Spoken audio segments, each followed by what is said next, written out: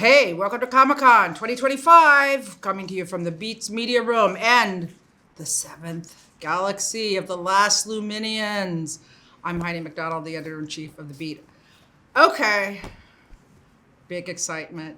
I'm here with Speedball Mike Bailey from AEW, and as you know, we love our wrestlers here at the Beat.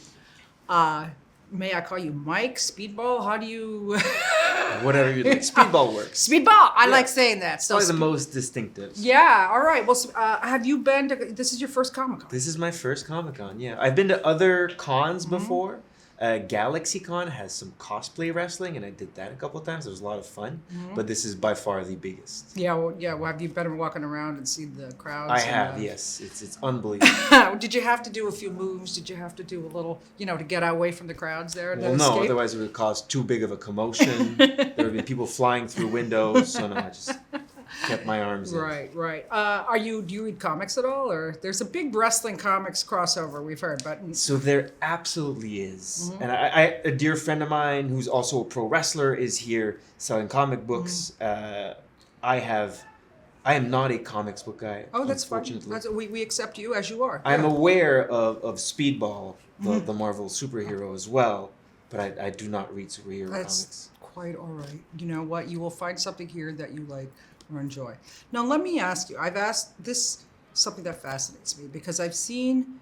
listen to podcast interviews, and so many wrestlers say, I saw it when I was 6 years old, and I said, that's what I want to do.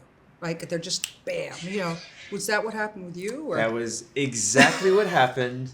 I saw it on television, and immediately I have two older brothers and an older sister, so we saw it on TV. We're like, this is it. That's what we're doing now. We pulled our mattresses off our beds, put them on the floor, and started giving each other suplexes. Immediately. And I'm the only one with whom it's stuck for. I'm just fascinated by that. It's like, I want to get beat up or, beat up other people and, get dumped on my head. I mean, who wants to do this? Well, me, evidently. No, but I mean, I did a lot of other things, right? I did martial arts for a long time. In fact, if you've seen my wrestling, I'm a Taekwondo black belt, and that's most of what I do in the ring. But even then, this is, if you want to go deep, comparing growing up with siblings, right? Physical violence is how I learned to love. Okay. So I competed in martial arts for a long time, doing tournaments and stuff, and I never had that urge to destroy my opponent. I just wanted to win, right? So because that's the whole goal. But I never had any that aggression that some fighters have. Sure. And in pro wrestling, I feel like you get the physicality of martial arts, but when you win in pro wrestling, really everyone wins, right? The goal is to put on a great show for the audience and perform and show your art, go deeper into who you are, and that's it's storytelling, isn't it? It's storytelling. It is, of course. we've been talking about that quite a bit here. Was that the storytelling of it, of the match? Was that also part of what attracted you to it, to having this, good or evil or, so many different parts of it? So I think that, and what's great about AEW, All Elite Wrestling, right? The reason I joined is because that's where the best wrestle, right? And part of the skill in pro wrestling is a lot more than just the technical aspect or the abilities, right? It goes more than flips or what submissions you can do. It's about telling those stories. And I feel like that wrestling in 2025 has evolved a lot. And there's a lot more gray area. When people think of pro wrestling who haven't been watching AEW or wrestling recently, they think of the caricature of a foreigner as the bad guy and the American good guy, and that's all there is. There's no nuance to it. But AEW tells stories that span over sometimes several years. The characters the audience will like them because they'll do something good. And then on the next episode, they'll dislike them, and it becomes complex, nuanced characters who are whole, full human beings that you can connect to fighting in the ring. It is incredibly unique. It is a really incredibly unique way that there's fans connect with them, but they connect with the stories, they connect with the athleticism. Obviously that's something that you bring, to your wrestling persona. But you're from Canada, right? You've wrestled in New Japan as well, right? Yes. Have you ever done Mexican wrestling? I have. Yep. So you've done everything. Because Canadian wrestling is its own thing too, right? Canadian wrestling is its own thing, has its own style. I started wrestling in 2005, which is a very long time ago. I was 15 years old. I was going to say, were you a toddler? But yes. I was a very small teenager. Yes. But being Canadian, of course, coming to the United States is very difficult, again, because of the border. So for a long time, I wasn't able to wrestle in the US, so I had to wrestle literally everywhere else in order to build up my name and eventually get a contract with a big company in the US.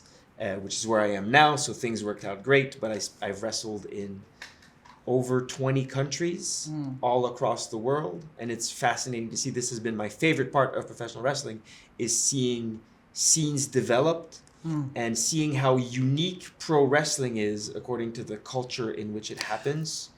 Professional wrestling in Mexico is very different from professional wrestling in America, which is very different from professional wrestling in Japan. In Mexico, it's cultural, right? People go to the show because, hey, the lucha's in town, we're going to go, we're going to drink, we're going to have a party, we're going to have a good time. And so that's why when you watch pro wrestling in Mexico, it's a lot of huge athletic maneuvers, colorful costumes, and the stories aren't as much of the focus because it's there's more no of an activity. Correct. There's no medium through which to tell those stories as in depth, right? Where in Japan, it's completely the opposite. Just the culture and how fandom happens in Japan. People go way deep when they get into something. Right, because obviously in Japan, the athleticism and the moves are incredibly important. But also the storylines are years long, like they develop and they have these nuances. So it's really, very complicated. Look, AEW, I am a big fan. Been to, every time they come to New York, I try to go. And, saw a couple of Grand Slams. Such a great time there. The storytelling there is fantastic. So what's your next quest in AEW? Well, so right now I'm in a tag team with Kevin Knight. We're called Jet Speed. And it's great because it kind of just happened. We were just ended up in a match together. But Kevin Knight, who started wrestling in the US, but he really made his name in New Japan. And he made the effort to really understand wrestling culturally and how it differs from place to place. And I think that's really where we meet, and that's why we got such chemistry. And then we had a really grassroots movement that wanted to see more from Jet Speed. So right now we at All In at the AEW show at Global Stadium. Yes, that was just held. In front They had of the big 30,000 people. Wow. We failed to capture the AEW Tag Team Championships, so now we've got to rebuild and keep trying. Well, there you go. I feel that you're going to be able to keep that momentum going. So, wait, I ask you, this is what I meant to ask you, when you're wrestling in different countries, how do you prepare differently? Yeah, of course you do. Yeah? Yes. I mean, you have to adapt to, we're very lucky in AEW in that we get to travel in the day before. And then next time we show up, we arrive at the arena at maybe 1 p.m. and then the show's going to be at 8 p.m. Right? So you get a very, very long time to prepare, which is amazing. Gives for the best matches typically.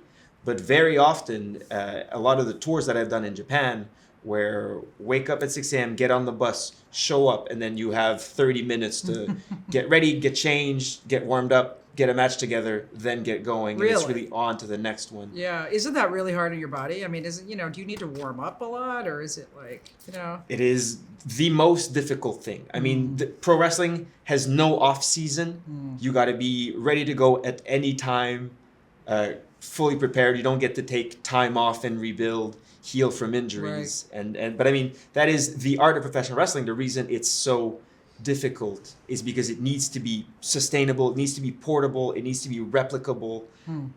Pro wrestling needs to be unique in every performance, and it takes a lot of work to really be able to do pro wrestling and do matches 2-3 times every single week for 20 years. Well, listen, we respect a great deal the work that you've been putting into it. You're spectacular to watch, and we've really been enjoying it. And thank you so much, Speedball. Thanks for coming by here, stopping by the Beat. That means a lot. Thank you so much. All right. Hey, thanks for watching us on the Beat's YouTube channel, coming to you from the Seven Galaxies. Smash that like button and don't forget to subscribe.